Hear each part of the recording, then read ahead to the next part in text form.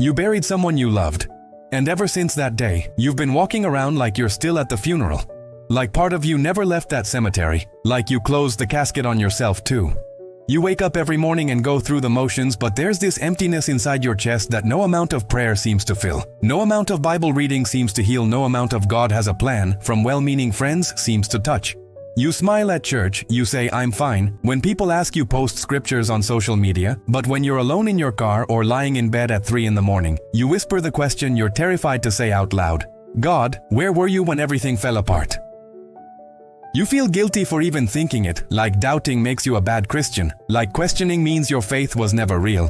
But the truth is, you're not angry because you stopped believing. You're angry because you believed so deeply and everything still crumbled. You prayed, you fasted, you trusted, and they still died. The marriage still ended, the dream still collapsed, your body still betrayed you. You stood on every promise in Scripture, you claimed every victory, you declared every healing, and somehow you're still here, shattered, wondering if God even remembers your name. You don't recognize yourself anymore because the person you were before the loss feels like a stranger, like someone from another lifetime, someone naive enough to believe that faith was a shield against devastation. You've stopped talking about your pain because people don't want to hear it past the first month, past the funeral, past the initial sympathy meals. They want you to move on, to heal, to find closure. As if grief has an expiration date. As if you can schedule when your heart stops breaking.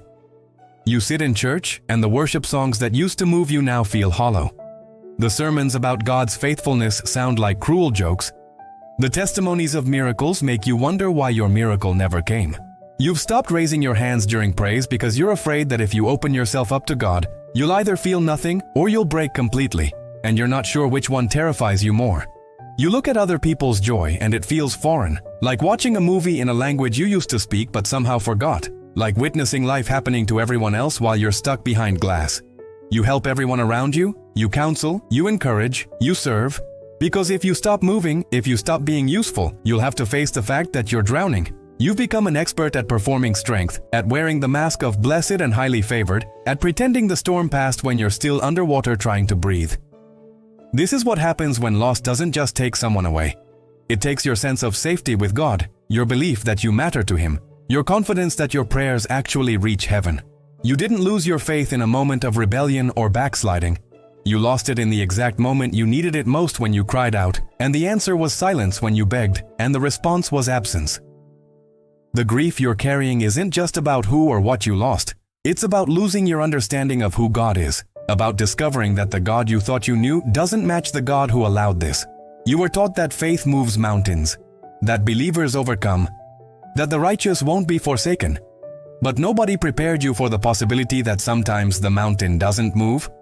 Sometimes you don't overcome. Sometimes you feel completely forsaken. And here's the truth that will gut you, but also set you free. You're not broken because your faith was weak. You're broken because your love was real. Because what you lost actually mattered, because the pain is proportional to how deeply you cared. God didn't abandon you in your loss.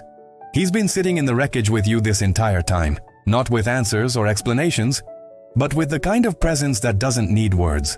He's not the God of your before, the God of your comfort, your certainty, your clear path. He's the God of your after, the God who meets you in devastation, who doesn't flinch at your anger, who isn't offended by your questions, who doesn't require you to clean yourself up before you approach Him. The most sacred thing you can do right now is stop pretending, stop performing, stop trying to have the faith you had before everything collapsed. Bring God your rage, your confusion, your bitter disappointment. Bring Him the parts of yourself you've been hiding because you thought they were too ugly for prayer. Tell Him you feel abandoned. Tell Him you don't understand. Tell Him that every worship song feels like a lie. Because that raw, bleeding honesty is more faithful than 1,000 sanitized prayers.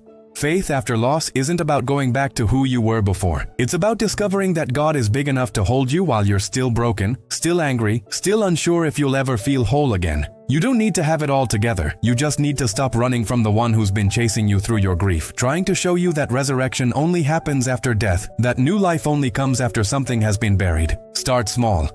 Sit in silence and let yourself feel without trying to fix it, without rushing to the resolution, without forcing yourself to find the lesson. Write down every honest, ugly thought you have about God and your pain. Not to send to anyone, not to post anywhere, just to release what's been poisoning you from the inside. Stop going to church if it hurts right now. God isn't confined to a building, and sometimes the most spiritual thing you can do is rest. Talk to someone who won't try to fix you or correct your theology. Someone who will just witness your pain without trying to minimize it or rush you through it.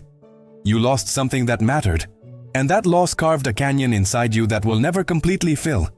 But that canyon can become a place where God's presence echoes differently, deeper, truer than it ever did before. You're not the same person you were, and you'll never go back to that version of yourself. But that doesn't mean you're ruined. It means you've been initiated into a kind of faith that only exists on the other side of devastation. God is still with you, not because you've been faithful enough, or strong enough, or spiritual enough, but because He never promised to keep you from suffering. He promised to suffer with you, to sit in the darkness, until your eyes adjust to remain when everyone else has moved on.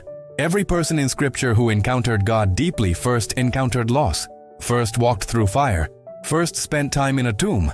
Your pain isn't proof of God's absence. It's the location where He's doing His deepest work. You will smile again, not the performance smile you've been giving everyone, but the kind that comes from surviving what you thought would kill you. You will feel joy again, not the shallow happiness you had before, but the profound kind that exists alongside sorrow, that knows darkness intimately and still chooses to believe in light. You will worship again, not with the innocence of someone who's never been broken, but with the authority of someone who met God in hell and discovered He was already there.